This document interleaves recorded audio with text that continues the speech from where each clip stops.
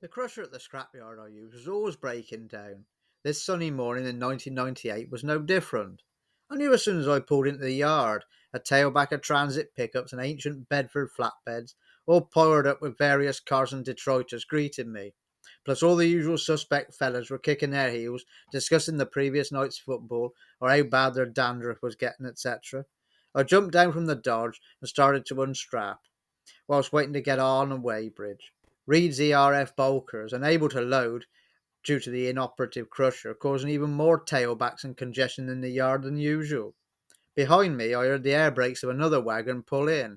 The driver walked up, lighting a fag and offering me one, then exhaled the smoke with a knowing remark about the crusher being fucked yet again. We got chatting, and the subject of lorries for export came up. In recent months, I had been dabbling with this angle. My contact Bob placed in most of what I had got my hands on, when he wasn't in the dog pen, of course.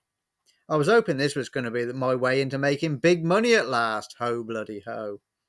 So when this chap told me he had a Volvo F10 tractor unit with high mileage and a knackered gearbox he was thinking of cutting for scrap, I took notice. Diving behind a skip on the pretense for a piss, I made a quick call on my shiny new Nokia mobile, got hold of Bob, who told me his man would pay £1,000 for this lorry all day long. Armed with this knowledge, after a bit of haggling, £700 delivered to my yard was agreed upon. The more astute of you can already see the enormous red flags waving. Doing deals in scrapyard queues with strangers just can't end well, can it? And so it proved. Several days later, and true to his word, the Volvo's owner delivered it to my yard. Once unloaded, he quickly made off with the 700 in crisp notes I had handed over. Father appeared as I was coupling the unit to the Fordson Major with a rigid bar, in order to shunt it into the yard. "Doesn't it move by itself?" he asked. I explained it did not. Now, my yard is on something of a steep slope, meaning once anything on wheels crests the brow, if not properly controlled, it's soon down making friends with my neighbour's conservatory at the bottom of our orchard. This building has had several close squeaks over the years, once with a runaway Morris Ital, and once again, indeed, with their own International 574 tractor, after the handbrake failed overnight, an apple tree saving the day. Aware of this, and with the lorry's brakes already been wound off by its previous owner, we started to drag it into place. Almost immediately, this proved to be a very bad idea. Once the unit started to roll, even when we stood up on the Fordson's brake pedal, it just pushed myself and the tractor skidding down the yard and straight into the gatepost, pinning the two vehicles together.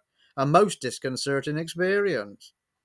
Tentatively, we hooked some chains to the loaded Dodge and dragged the Volvo off of our poor old Fordson. It could stay at the top of the yard for its tenure with us, I concluded. Ringing Bob that evening to organise collection, he broke the news to me that his man didn't want the bloody Volvo now, but he did know a fellow who would give me £400 for it. I recognised this as a total and utter stitch-up and told him so. Some weeks passed, with this old lorry becoming a bloody menace slap bang in the centre of my yard. I could have cut it up, but that would have just lost money. One Saturday morning, I was pottering in the yard when Dad's old hay merchant pal Alan stopped in. He was the chap I'd had the Scania 111 tractor unit off some months before, and I had known him my whole life, often being party to the loading of many seasons' hay bales and baking hot summer days, all onto his trucks and all by hand down in our hayfield. This is a backdrop to my childhood summer holidays. Alan had a few Volvos himself, and after having a cursory look around the unit, made an offer. Backed into something of a corner, mainly of my own making, I snapped his hand off at a small loss, just relieved to sell the bloody thing. I got the truck started, and then I had Alan in rolling about in laughter. When it came to killing the engine, I couldn't.